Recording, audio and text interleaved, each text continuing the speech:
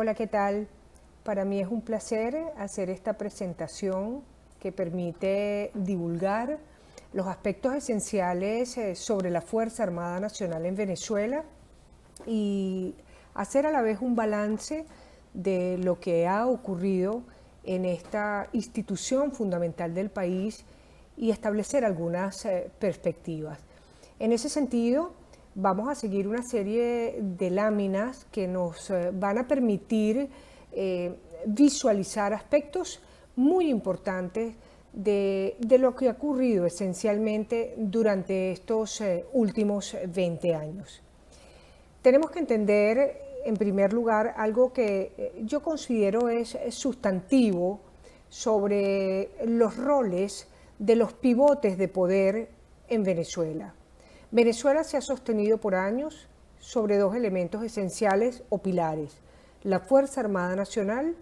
y el petróleo. Esa gráfica esencial que tenemos en este momento sobre las láminas nos permite visualizar muchísimas consecuencias y también entender muchísimas cosas que han sucedido en torno al poder en Venezuela. Cuando Hugo Chávez Frías llega al poder en 1999, sin duda lo hizo trayendo un proyecto político en el cual contaba, por supuesto, con el petróleo como fuente económica de sustento, pero también con la Fuerza Armada Nacional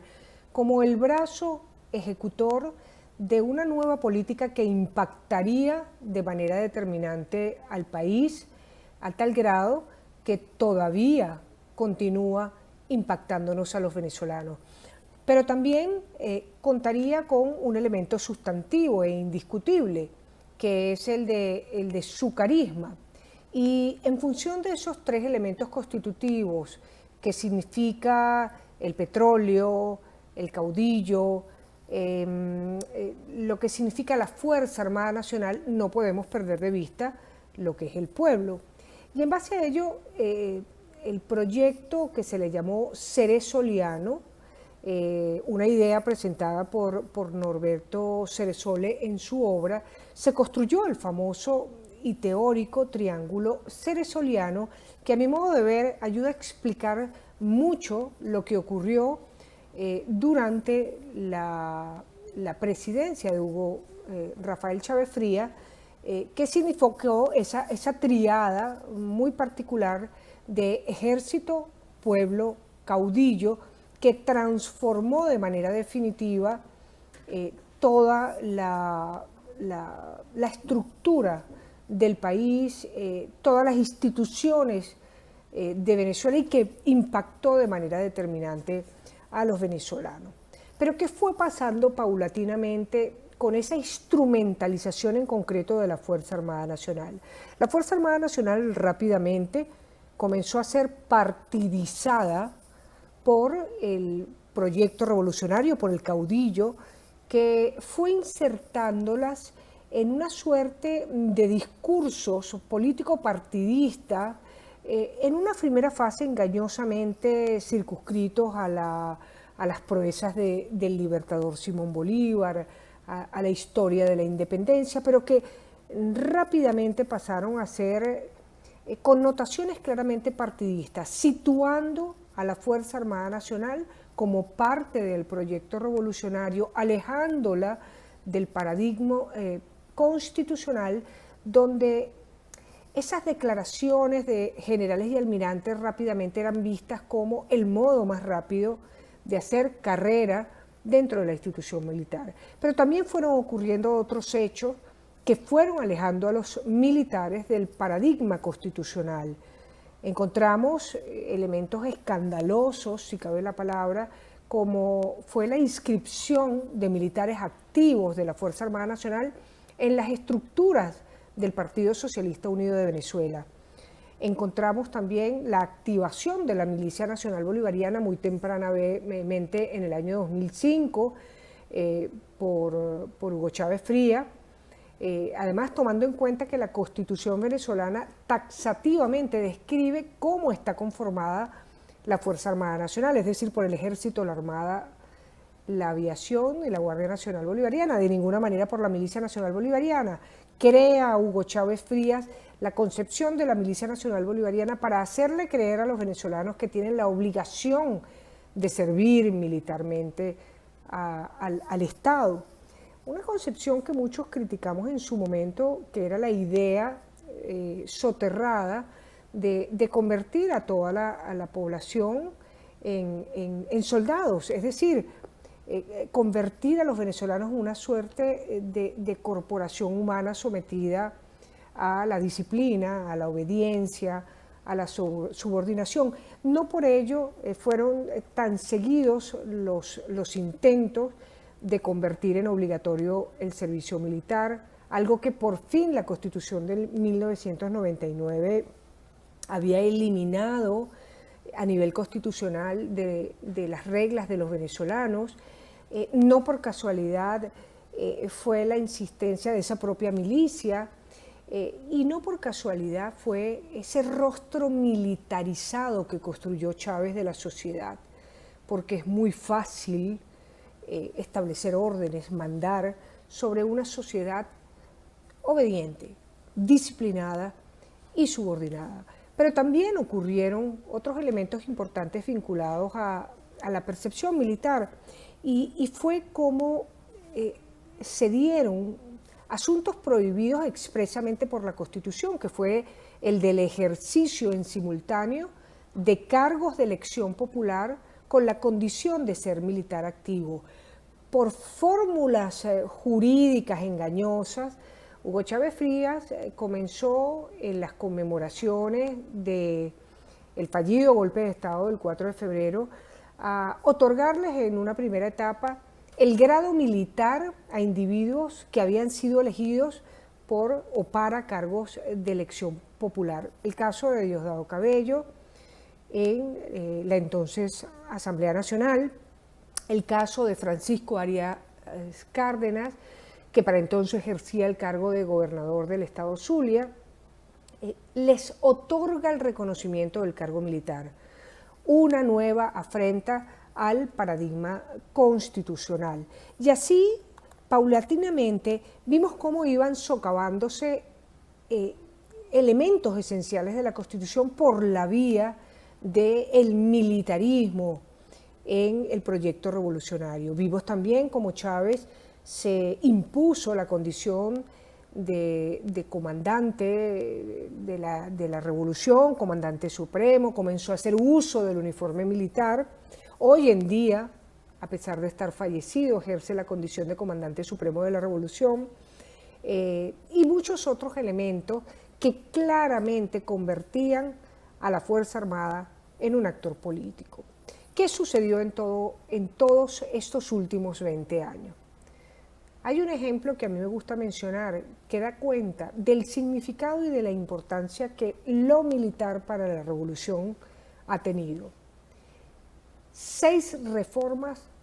a la ley orgánica de la Fuerza Armada Nacional. Tenemos la reforma del año 2005, del 2008, del 2009, del 2011, del 2014 y del 2020. Apenas este año una nueva reforma a la Ley Orgánica de la Fuerza Armada Nacional que se ha producido en el seno de la llamada Asamblea Nacional Constituyente. Todas reformas para darle forma a esta institución paulatinamente a todos los requerimientos que demandaba la revolución. Una forma cada vez más partidizada, una forma donde se permitía prolongar el tiempo de servicio de aquellos militares que fuesen leales a la revolución, la creación o activación de la Milicia Nacional Bolivariana, aun cuando los venezolanos rechazamos expresamente una reforma constitucional el 2 de diciembre del año 2007 que comprendía la creación de esa Milicia Nacional Bolivariana. Es decir, vimos aceleradamente cómo ocurría un manoseo en torno a esta institución para convertirla en pilar de la revolución. Al mismo tiempo que pasaba esto y se nos vendía la idea de la llamada unión cívico-militar, algunos hemos venido advirtiendo que en realidad lo que ha ocurrido es la consolidación del sector militar como un sector isla en el devenir de las relaciones de los actores claves en Venezuela. Y es un sector isla, la Fuerza Armada Nacional, porque quienes nos acerquemos a ella para auditarla, para exigir control democrático, para exigir el cumplimiento de los postulados constitucionales, somos repelidos con ferocidad. Es decir, la Fuerza Armada Nacional solamente puede ser tutelada, dirigida, utilizada por el poder, pero de ninguna manera puede ser controlada por los órganos de control democráticos que establece la propia Constitución. Y vimos además cómo fue sucediendo algo muy paradigmático, cómo el propio Tribunal Supremo de Justicia, con la sucesión de sentencias que se fueron produciendo, especialmente ya durante el gobierno de Maduro, fue sustrayendo de todo mecanismo de control democrático posible por parte de la Asamblea Nacional sobre la Fuerza Armada Nacional. Es decir, ya no se podía interpelar a un ministro militar, ya no se podía interpelar a ningún militar, porque eso quedaba excluido de las posibilidades de la Asamblea Nacional. Solamente el presidente de la República podía interaccionar con la llamada Fuerza Armada Nacional Bolivariana. Sin duda, un concepto isla que se fue creando en torno a la Fuerza Armada Nacional para aislarlas de los vasos comunicantes de la legislación, de la Constitución, de los controles democráticos y apropiarse de ella para el proyecto de una revolución. Tenemos por una parte que esto permitió lo que fue el tránsito del paradigma constitucional dibujado en esa Constitución de 1999 y lo que algunos hemos llamado el paradigma revolucionario. Es decir, esto puede ser rápidamente ser visto de esta manera. La Constitución establece que la Fuerza Armada Nacional está prevista para la garantía de la integridad y soberanía territorial. Pero estamos viendo cómo a lo largo de este tiempo la Fuerza Armada Nacional está siendo cada vez más utilizada para sostener a la revolución. Entendemos que la Constitución comprende a la Fuerza Armada Nacional subordinada a la ley, subordinada al poder civil, subordinada a la Constitución. La realidad hoy en día es que la ecuación del relacionamiento de la sociedad con su Fuerza Armada Nacional, los militares están por encima de los ciudadanos. Los ciudadanos se someten a los postulados militares y, sin duda alguna, la subordinación de la Fuerza Armada Nacional hoy en día solo es posible frente al comandante supremo, frente al comandante en jefe y frente a la continuidad del proyecto. La Fuerza Armada Nacional, por otra parte, tiene establecida una función primordial en la Constitución, que es la de controlar y tener el poder de las armas de la República. Nada más y nada menos que en su articulado se establece que la FAM monopoliza la fabricación, importación, exportación, almacenamiento, tránsito, registro, control, inspección, comercio, posesión y uso de armas y municiones de la República. ¿Qué sucede en realidad? Las armas, lamentablemente, han pasado a estar en manos del crimen organizado, de grupos armados al margen de la ley, que han proliferado a lo largo de estos últimos años, ya no solamente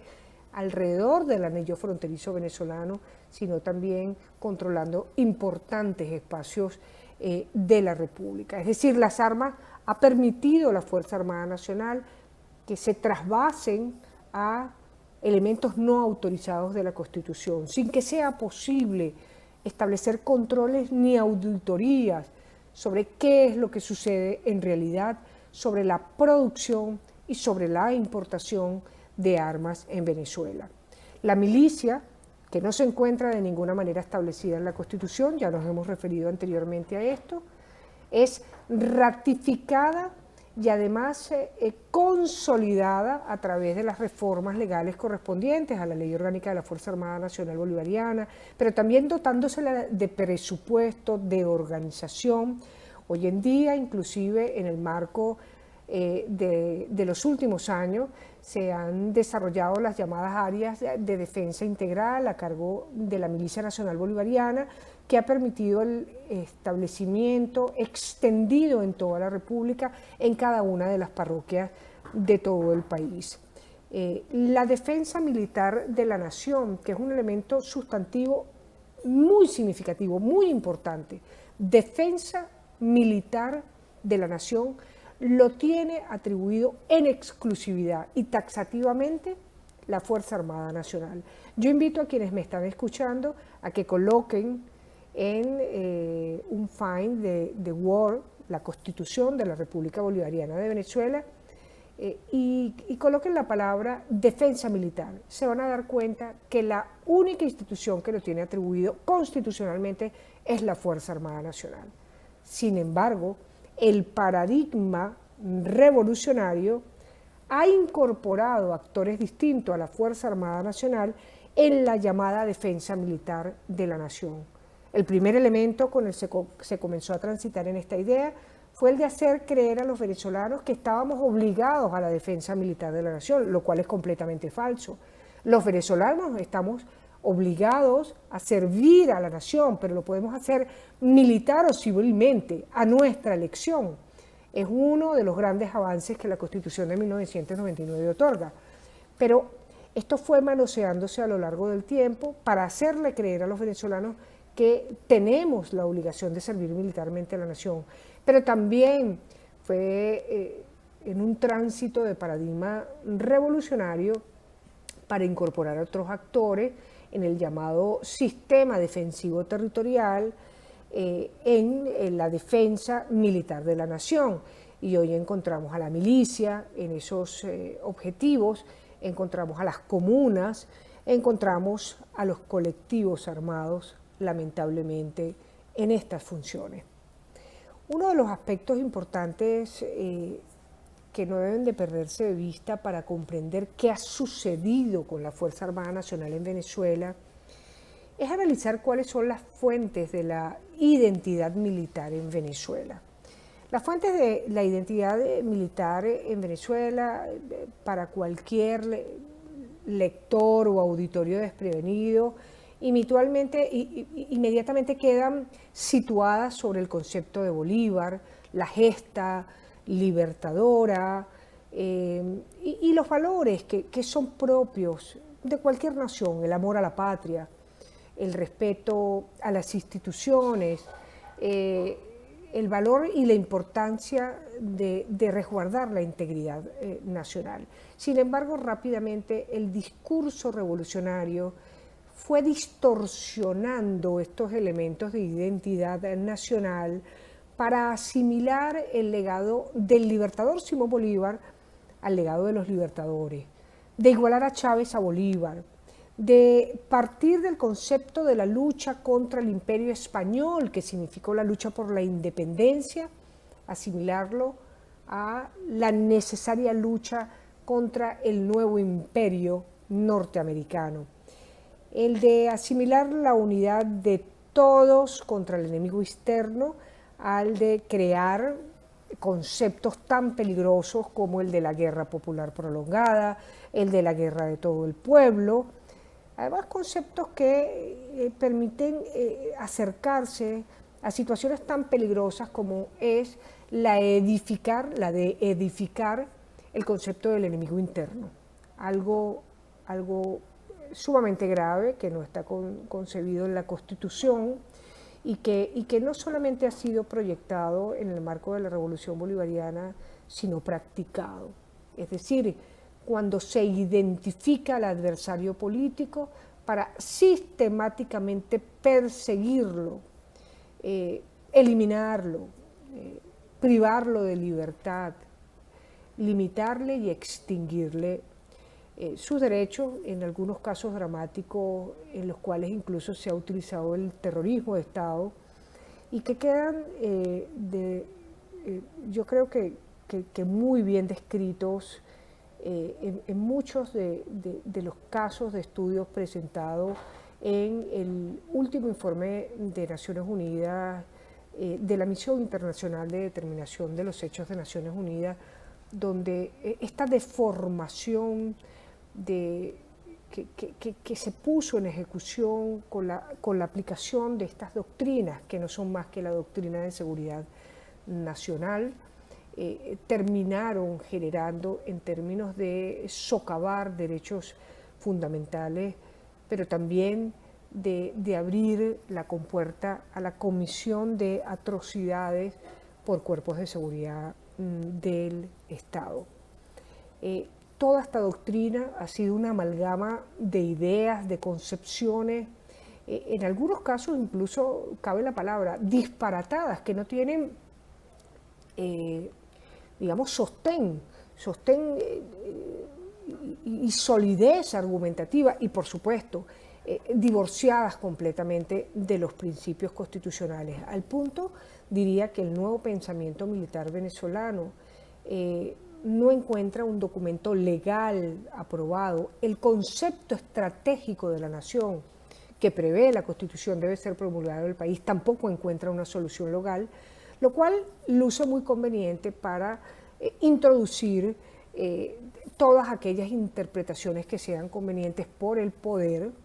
para aplicar la llamada doctrina de seguridad nacional. Encontramos que valores tradicionales de las Fuerzas Armadas, como el honor, el heroísmo, la disciplina, la obediencia y la subordinación, y otros propios no solamente de cualquier Fuerza Armada Nacional del continente, sino de los países democráticos a nivel mundial, comienzan a ser esquilados y socavados para introducir elementos partidizados, como el de los valores liberadores del socialismo, o el de comprender, que ya lo hemos referido, a la guerra, una guerra que se librará en todos los campos y que incorpora a los ciudadanos en ese concepto de la llamada guerra popular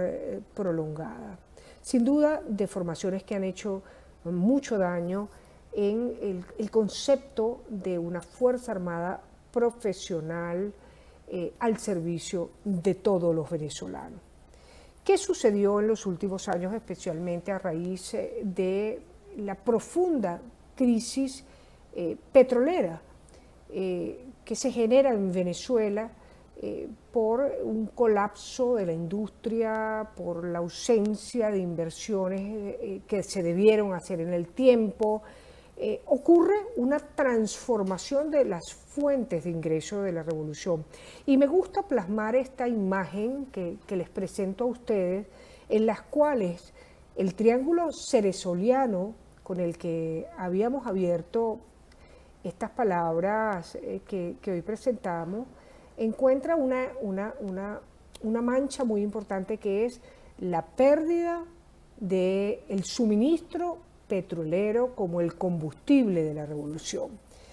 Esto sin duda transforma, digamos que la realidad del sustento de la revolución, pero es que además está ocurriendo aceleradamente a partir del año 2017, con el socavamiento del modelo petrolero de país, una merma en el carácter distributivo que instauró la revolución, y la aparición cada vez más sostenida de la protesta social por demandas expresadas en la solicitud del debido funcionamiento de los servicios públicos, del acceso a los alimentos, que se fueron convirtiendo en una demanda cada vez más extendida en el territorio nacional, y la consolidación de la solución militar como la propuesta a la crisis de gobernabilidad. Los venezolanos comenzamos a ver más militares en hospitales, en el metro, en los supermercados, ya no solamente para controlar los problemas de seguridad y defensa nacional, sino para vigilar el comportamiento de los venezolanos. Llegamos a una clara y consolidada militarización de la sociedad, una expansión de lo que ya hoy en día, hoy por hoy, en el 2020, es un régimen militar, pero también policial sobre el pueblo venezolano, y que fue directamente proporcional a la conflictividad social que se iba extendiendo a todo lo largo y ancho de las principales ciudades del país. En estos momentos, incluso a pesar del COVID, en aquellos lugares donde se protesta por demandas de servicios públicos, de combustible, de racionalización de los escasos recursos que existen en el país, inmediatamente aparece la instrumentalización del uso de la fuerza, el uso de las armas de fuego contra la población civil, lo cual dramáticamente se inscribe en el concepto de la criminalización de la protesta en Venezuela. No podemos perder de vista que fue justamente a partir del año 2014 cuando se intensificaron las protestas en todo el territorio nacional y cómo también se adaptó la estructura de la Fuerza Armada Nacional para dar respuesta a la represión, no solamente por la vía de la creación de nuevas unidades de la Guardia Nacional Bolivariana. Creció exponencialmente la Fuerza Armada, la Guardia Nacional Bolivariana, incluso a llegar a estar integrada por 70.000 efectivos, como en su momento expresó el comandante entonces de la Guardia Nacional Bolivariana, Néstor Reverol, sino también para autorizársele al uso mortal de armas de fuego en el control de manifestaciones y en el control del orden público. Claramente este crecimiento de la Fuerza Armada Nacional no obedeció a los problemas de seguridad y defensa, obedecían a la necesidad de aplastar la protesta, pero además de una manera ejemplarizante, valga la expresión, que produjese el suficiente miedo en la sociedad para que el resto de las comunidades no protestaran y mantener al pueblo controlado en todas las fórmulas posibles que fuesen necesarios de utilización policial y militar para evitar la protesta. ¿Qué sucede en el marco de la necesidad de buscar recursos por parte del Estado? Eliminada la principal fuente de riqueza, que es el petróleo, por falta de inversiones, por la destrucción de la industria petrolera venezolana, pero también por los problemas del precio del petróleo a nivel internacional, la revolución rápidamente encuentra la necesidad de buscar fuentes de riqueza. Es decir, aquel bolivarianismo del siglo XXI que irrumpe en el continente en 1999 como una promesa de redención social para dar un acceso justo a todos los pobres, se termina convirtiendo en un bolivarianismo escaso de recursos, que ya no proporciona bienestar a su pueblo y que solamente persigue perpetuarse en el poder por métodos autoritarios. Pero para ejecutar ese modelo hacen falta recursos. Y en ese momento se echa mano a,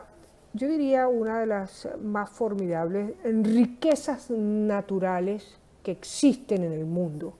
y que se encuentran contenidas en el marco del llamado Arco Minero del Orinoco. En el año 2016 se crea la Compañía Anónima Nacional de Industrias Militares para la Explotación del Petróleo, la llamada CAMINPEC, y se entrega por 50 años a la Fuerza Armada Nacional para ejecutar medio centenar de funciones. No dudamos en ese momento llamarla algunas la nueva PDVSA o la PDVSA paralela, en esta ocasión orientada a la explotación del mayor número de recursos naturales que se encuentran en ese arco minero del Orinoco. En esta lámina puede verse los lotes de la enorme riqueza que ha sido entregada por 50 años a la Fuerza Armada Nacional, áreas ricas en coltán, oro, hierro y diamante. Una situación que ha degenerado, por cierto, en fenómenos muy dolorosos en términos de vulneración del derecho de las comunidades indígenas que habitan estos espacios territoriales venezolanos, pero que también ha significado en una escandalosa situación de la destrucción del pulmón de la Amazonía venezolana. Una situación que además tiende a conflictivizarse por la proliferación de mecanismos de explotación ilegal de minerales en la región del arco minero del Orinoco, donde cada día más actores armados al margen de la ley están colonizando el área para ya establecer rutas claras de tráficos de minerales que no solamente transitan hacia Colombia, sino también hacia Guyana y las islas del Caribe. Hay un espacio que también debemos comprender dentro de lo que ocurrió con la Fuerza Armada Nacional venezolana. Y me gusta presentar esta lámina, porque esta lámina es muy esclarecedora de lo que fueron los tiempos de bonanza, cómo los militares recibieron incentivos de lealtad desde el poder y cómo comienzan a migrar ahora a otros sectores cuando ya la República, el Estado, no detenta los enormes recursos que se manejaban a través de la burocracia. Venezuela llegó a tener para el año 2017 más de 1.300 militares activos en los grados de generales y almirantes llegó a colonizar más de 2.000 puestos claves de la burocracia del Estado venezolano. Cuando ya no hay dinero, los puestos burocráticos ya no lucen tan tentadores para la estructura, el corporativismo militar. Y esta lámina es muy esclarecedora porque nos da cuenta cómo hoy por hoy la estructura de un gabinete ministerial de 34 ministros se encuentra conformada apenas por 8 ministros militares, cuando en el año 2017 llegó a estar conformada por un 43% en su estructura de militares. Es decir, prácticamente el dictado ministerial que emanaba desde Miraflores, en un 43% era dado por ministros militares. No podemos olvidar que también para esa fecha los elementos esenciales de las armas, de los recursos, de los servicios de inteligencia, siempre han sido los nichos, pero especialmente para ese momento controlados por la Fuerza Armada Nacional. No podemos olvidar que fue creada en esa época la gran misión abastecimiento soberano, que significó la designación, a veces lo decimos jocosamente, pero efectivamente fue de esa manera, la designación de generales y almirantes para encargarse de los rubros del pimentón, de la papa, de las toallas sanitarias, de los champús, de todo aquello que fuese importado desde el exterior para satisfacer las necesidades básicas de los venezolanos, para lo cual se asignó a un general o almirante por cada rubro, llegando a la inverosímil cifra de designarse más de 400 generales y almirantes para que coordinaran la importación y la gestión de estos rubros esenciales de alimento, pero también sanitario de los venezolanos. Los militares pasaron a ser unas máquinas que transformaban el acceso a las divisas baratas o proporcionadas entonces por el gobierno, permitiéndoseles comprar los insumos en el exterior para colocarlos al servicio de los venezolanos. También se encargaban de las armas por mandato constitucional y también comenzaron a colonizar ampliamente toda una cantidad de funciones a partir de los órganos de inteligencia del Estado. Órganos de inteligencia del Estado que no producían inteligencia para el Estado, sino para el gobierno, para los fines de mantenerse en el poder, para realizar inclusive negocios particulares. Vimos cómo comenzaron a través de dos estructuras esenciales de inteligencia, la Dirección General de Inteligencia Militar, el Servicio Bolivariano de Inteligencia Nacional, a realizar funciones que no eran naturalmente de órganos de inteligencia del Estado. Cómo comenzaron a crecer inclusive en sus propios depósitos para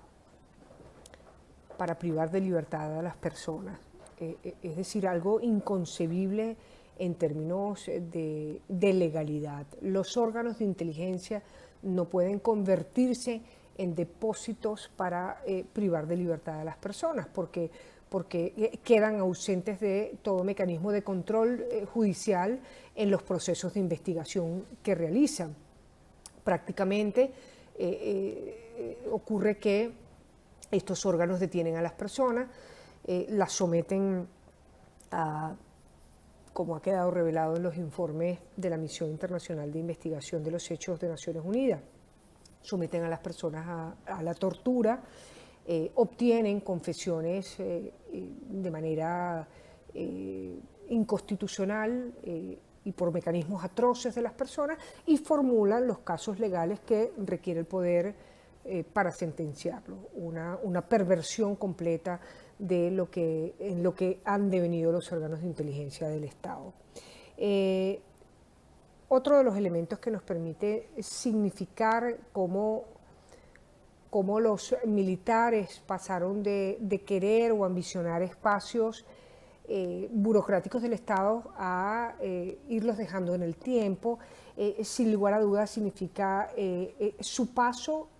por el control de las gobernaciones de los estados. Venezuela pasó de un control de gobernaciones de estado del 52% a un control del 30% de las gobernaciones. Son espacios que, aunque carecen del manejo de recursos económicos especiales, se mantienen prácticamente de los recursos del poder central en Venezuela, sirven como maquinaria política de control territorial, y hoy en día detentan los militares un 30% de las gobernaciones de los estados del país. ¿Qué hemos aprendido en este tiempo de lo que ha ocurrido? Muy brevemente, eso sí, aquí podríamos extendernos muchísimo tiempo en un tema que es apasionante en sí mismo, que es dramático, pero que tenemos la obligación de documentar, de estudiar desde la sociedad civil. ¿Qué lecciones tenemos aprendidas de estos años? Yo diría que la primera de ellos es que las crisis económicas impactan definitivamente las estructuras de la Fuerza Armada Nacional,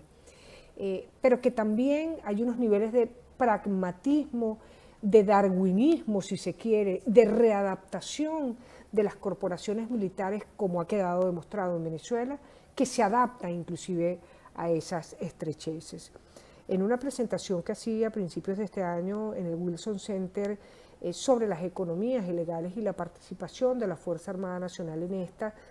presentaba con enorme preocupación cómo cada vez más la estructura militar está participando en mayor número de actividades de la economía ilegal. Si sabíamos que existían militares que participaban en el narcotráfico, en algunos mecanismos extorsivos, hoy dramáticamente estamos viendo cómo militares participan en tráficos de personas, tráficos de combustibles, tráficos de minerales. Es decir, el número de actividades ilegales, de la economía ilegal, ha crecido por esa readaptación, ese pragmatismo, ese darwinismo con el cual ha permeado para las estrecheces económicas que avanza o en las que avanza Venezuela. Hemos aprendido que la baja popularidad de un presidente tampoco significa el quiebre de las estructuras militares, y tampoco están asociadas a los golpes militares. Yo creo que si existiera la posibilidad de hacer un proceso electoral libre, democrático y constitucional en Venezuela, habría un cambio de poder en el país. Eso da cuenta de la baja popularidad que puede tener en este momento el principal líder de la llamada Revolución Bolivariana, Nicolás Maduro, pero esto encuentra dificultades en expresarse en la Fuerza Armada Nacional, y creo que además se ha manoseado en exceso esas solicitudes soterradas de pedir golpes de Estado a los militares. Yo creo que Venezuela debe cerrar ese candado de una buena vez por todas. Es decir, no aspirar a que la solución o el retorno al carril constitucional en Venezuela pase por la vía insurreccional en Venezuela o por la vía de los golpes militares. En general pueden ver ustedes en esta lámina algunos elementos de las lecciones aprendidas que sobre la Fuerza Armada Nacional hemos tenido en estos últimos años. Yo destacaría con respecto a que la institución Fuerza Armada es una caja negra y sigue siendo una caja negra. Destacaría el enorme desafío que como sociedad civil, como academia tenemos para hacer seguimiento a este tema fundamental de los venezolanos, aspirar a que sea efectivo la subordinación del poder militar al poder civil, y esto solamente puede ser efectivo cuando hay una élite civil formada para ejercer ese control democrático, cuando tenemos una academia, pero un funcionariado público civil capaz de ejercer posiciones con conocimiento de causa sobre el funcionamiento de la Fuerza Armada Nacional, sobre la naturaleza de la Fuerza Armada Nacional. De lo contrario, es imposible ejercer el control democrático. Dejar de subestimar y simplificar el tema de la Fuerza Armada Nacional, seguirlo documentadamente, estudiarlo para que tengamos diputados que en el conocimiento de la Fuerza Armada Nacional sean capaces de ejercer el eficaz control democrático desde el Parlamento, tener jueces que conozcan sobre los temas militares para que los delitos cometidos por militares, delitos comunes cometidos por militares, sean judicializados por la jurisdicción penal ordinaria, y no como ocurre hoy en día, que cada vez más la jurisdicción penal militar se fortalece, no solamente para judicializar los delitos penales comunes cometidos por los militares, sino lamentablemente para judicializar a los civiles, como ha venido ocurriendo en Venezuela. Tenemos también, y quisiera hacer mención, cómo sin una propuesta hacia la Fuerza Armada Nacional, desde el liderazgo político, es imposible encontrar respuestas positivas de la institución, de los propios liderazgos militares, para transitar hacia el carril constitucional. Eso tiene que tenerse muy presente. Y allí los modelos chilenos son muy interesantes, pero también los españoles, también los argentinos, el brasileño. Y yo creo que también hay elementos destacables en Colombia de lo que significa un claro diseño para la transición y qué lugar ocupan ellos, los militares, en esta transición, para que entonces estos, entendiéndolos, puedan impulsarlas desde su seno. Creo que eso es fundamental y es de una enorme carencia en la situación de Venezuela. Las características del entorno militar actual son sin duda muy desafiantes. La estructura militar se está preparando para enfrentar situaciones como las del periodo especial cubano, donde la operatividad de la estructura militar se ha mermado en un porcentaje altísimo, y donde hay que adecuar las formas de funcionamiento. Probablemente de allí el incentivo permanente, no solamente declarativo, sino real, de la expansión de la llamada Milicia Nacional Bolivariana por encima del concepto de una Fuerza Armada profesional. Sin duda la deslegitimación de Maduro avanza aceleradamente en lo interno y con consecuencias sobre la Fuerza Armada Nacional, sobre las presiones que se ejercen sobre la Fuerza Armada Nacional. No en vano, el número de personas privadas de libertad, militares, efectivos militares, yo diría que es probablemente 3 veces mayor del que se suele señalar en medios de comunicación y es mucho más alto que el de presos políticos civiles. Hay allí una cantidad enorme de privados de libertad condenados por delitos típicamente políticos, pero también hay privados de libertad militares condenados por delitos comunes, pero en el fondo llevados allí por razones políticas. Hay un gran número de efectivos militares de tropa profesional, tropa alistada, inclusive hemos conocido casos de cadetes privados de libertad por delitos políticos, cuyos casos no trascienden a la opinión pública y al conocimiento público porque sus familiares tienen miedo, no llevan incluso la información a organizaciones no gubernamentales y difícilmente se conocen, pero la situación es muy dramática. Yo diría que la Fuerza Armada Nacional ha estado sujeta a enormes presiones, la persecución es férrea, es cercana, es dolorosa para la familia militar venezolana. Creo que otra de las características del entorno militar es que cada vez más, y esa situación de persecución lo genera a lo interno, cada vez más hay dificultades para encontrar liderazgos internos que existen, convicciones genuinamente orientadas hacia la vía de encontrar un retorno al carril constitucional, aspiraciones de grupos internos de la Fuerza Armada Nacional que no encuentran la fórmula ni el camino para hacerlo. Hay dificultades para tratar de impulsar estos liderazgos, liderazgos que en definitiva aspirarían a encontrar una transición negociada y ordenada, repito, del retorno a la democracia y el carril constitucional. Y de allí yo creo que la importancia que reviste el de las propuestas, el del paquete de propuestas a la Fuerza Armada Nacional en la eventualidad de un cambio de poder. Sobre eso se tiene que escribir, sobre eso se tiene que discutir, porque cuando eso ocurra, en 24 horas no se resuelven problemas fundamentales como qué hacer con la justicia militar, qué hacer con la Milicia Nacional Bolivariana, qué hacer con el bienestar social de la Fuerza Armada Nacional, qué hacer con la cubanización de los órganos de inteligencia, qué hacer, a quién colocar en la dirección de las unidades claves de la Fuerza Armada Nacional. Si no hay un plan, si no hay un proyecto, si no hay una propuesta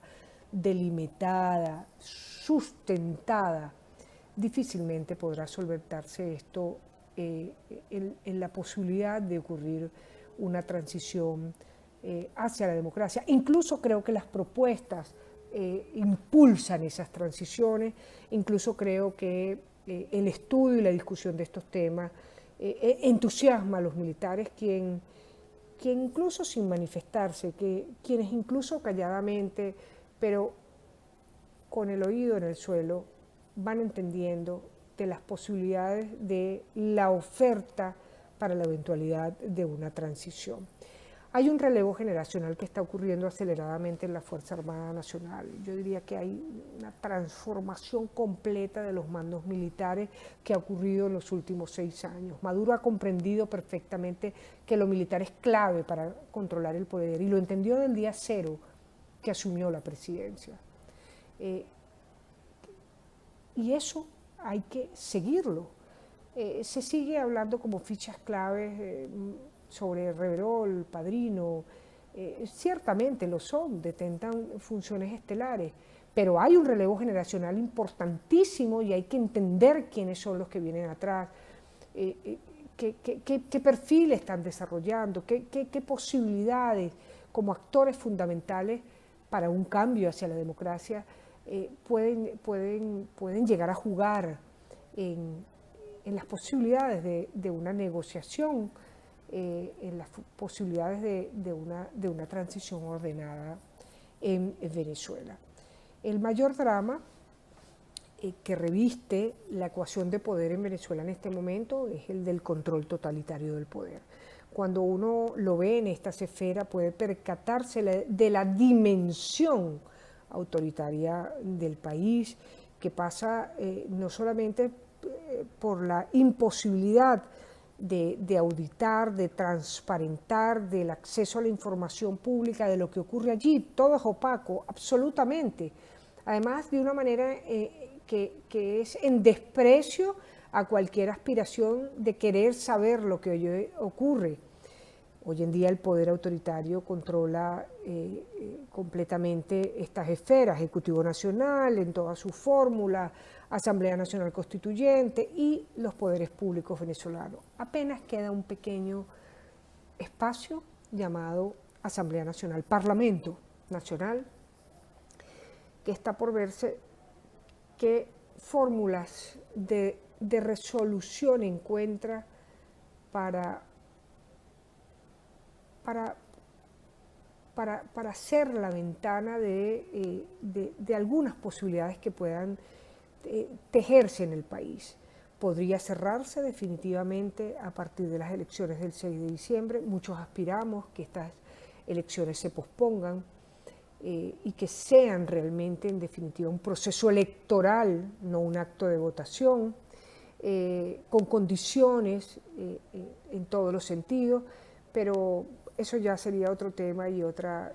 charla que nos demandaría muchísimo tiempo de análisis, pero que quería significar con estas esferas la importancia del control autoritario que del poder ocurre en estos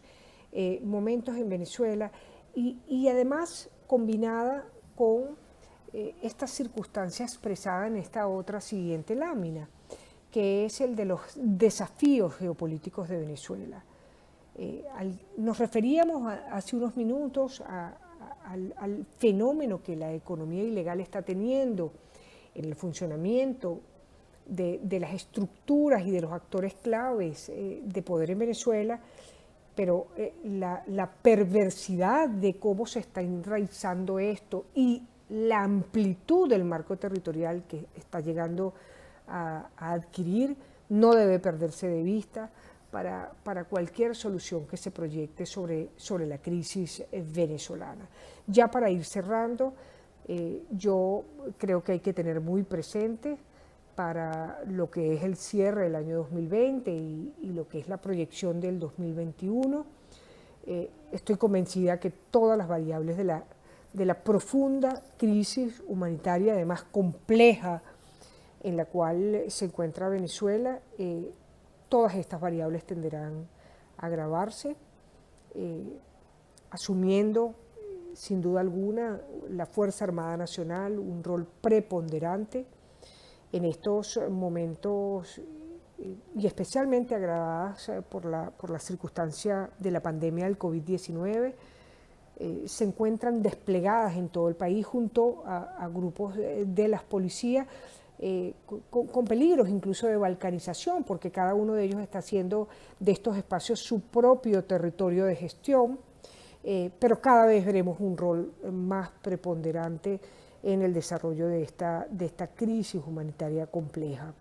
Y también creo que todas las variables de la presión internacional tenderán a agravarse sobre Venezuela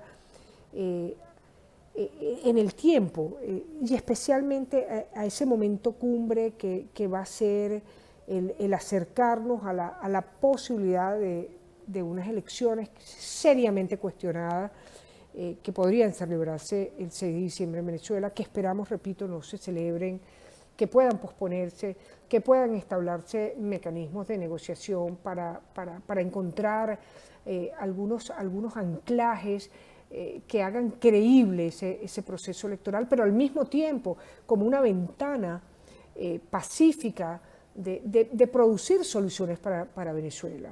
Estamos absolutamente convencidos que unas elecciones parlamentarias no solventan por sí mismos la crisis, pero pueden significar la ventana para fortalecer los procesos electorales que en definitiva permitan realmente en algún momento a los venezolanos elegir. Por abandono no vamos a encontrar soluciones, de manera que la propuesta que ponemos algunos sobre la mesa siempre es insistir siempre en la posibilidad de fortalecer las instituciones y sobre todo no claudicar en esa esperanza respecto a todo aquello que sea necesario y posible hacer en torno a la búsqueda de una solución electoral a la crisis venezolana, que puede pasar por el nacimiento de encontrar garantías a través de una solución electoral del 6 de diciembre, donde, por cierto, los militares cumplen un rol estelar, no solamente con el desarrollo del Plan República, sino sobre el papel llamado a jugar con la llamada Milicia Nacional Bolivariana, que en el marco de los estados de excepción puede ser movida de uno a otro sitio, engrosando de manera ad hoc esos votantes en las listas electorales, y todos esos anuncios que han sido hechos por Maduro de utilizar a los militares para trasladar a los electores. Muy pendientes de toda la ecuación que lo militar signifique en definitiva sobre cualquier proceso electoral que se plantee en Venezuela. Para cerrar, finalmente propongo una lámina no exenta de debate, pero creo que el debate es necesario. Tenemos también que acostumbrarnos a escuchar lo que no nos gusta. Eso es importante para encontrar soluciones a Venezuela. Si nos situamos solo del lado que nos gusta, creo que nos enfrentamos a una ecuación suma cero. Creo que hay que tener la capacidad de establecer mecanismos de sinergia que permitan encontrar salidas para el país. Allí he colocado la opción de negociación, que puede ser un escenario que permita una transición ordenada, democrática y pacífica, pero también electoral para el país, no exenta de enormes dificultades, donde los actores polarizantes van a estar jugando a la orden del día, porque el centro es muy peligroso. La polarización generalmente hace prevalecer el status quo y por eso siempre termina favoreciendo al poder, tener eso siempre muy pendiente. Otro de los escenarios, sin duda, a monitorear, a seguir, a documentar, es el de la llamada propuesta que se ha colocado sobre la mesa del R2P. No me voy a extender sobre esto, pero creo que encuentra una enorme dificultad práctica, y es que el del necesario tránsito por el Consejo de Seguridad para hacerse una realidad, la llamada intervención militar invocada por muchos, que a mi modo de ver no es una solución para el país y que incluso es una oferta engañosa, que no tiene posibilidad de realización práctica y eficaz para la solución de los problemas de los venezolanos. El escenario del gobierno perpetuo, para mí el más temido, una frase además que he acuñado desde hace aproximadamente unos 6 años en los que he venido trabajando en escenarios. Hay entrevistas públicas en las que he expresado ese escenario que para mí es horroroso, pero que lo coloqué además de una manera, digamos, dramática para alertar a la sociedad en sus posibilidades y que lamentablemente continúa dándose. Es decir, la posibilidad real de que el sistema se perpetúe en el poder, de que el status quo se perpetúe, a pesar de la profunda crisis humanitaria compleja, a pesar de todas las carencias de los venezolanos, a pesar de la salida de miles de venezolanos del país y el engrosamiento de la muy dramática cifra de refugiados, de solicitantes de refugio y asilo en el exterior. A pesar de todas esas circunstancias, de la crisis petrolera, de la crisis de combustible, de la crisis eléctrica, tomar en cuenta que hay regímenes que aún en esas circunstancias se perpetúan y que no podemos subestimar esto como un escenario sobre el cual algunos actores trabajan. Tener mucho cuidado de inscribirnos con nuestras acciones en potenciar este tipo de escenario. Y por supuesto, no descartar en la evaluación y el seguimiento de los escenarios la posibilidad de un cambio del poder por implosión. Es muy remoto a mi modo de ver, pero obligatoriamente y académicamente necesario de evaluar en sus variables, en sus actores, para darle seguimiento. ¿Qué característica en común tienen todos estos escenarios? Una característica esencial. Todos pasan por el poder militar. No quiero extenderme más en esta presentación, que ya creo que es bastante larga, y por supuesto agradecer a los patrocinantes de esta actividad el haberme permitido transmitir estas ideas y enriquecer, por supuesto, con estas propuestas el debate, un debate necesario en Venezuela sobre el rol de la Fuerza Armada Nacional, sobre las perspectivas de esta institución de cara al futuro y, por supuesto, en la eventualidad de una transición militar en Venezuela o de una transición política en Venezuela. Muchísimas gracias.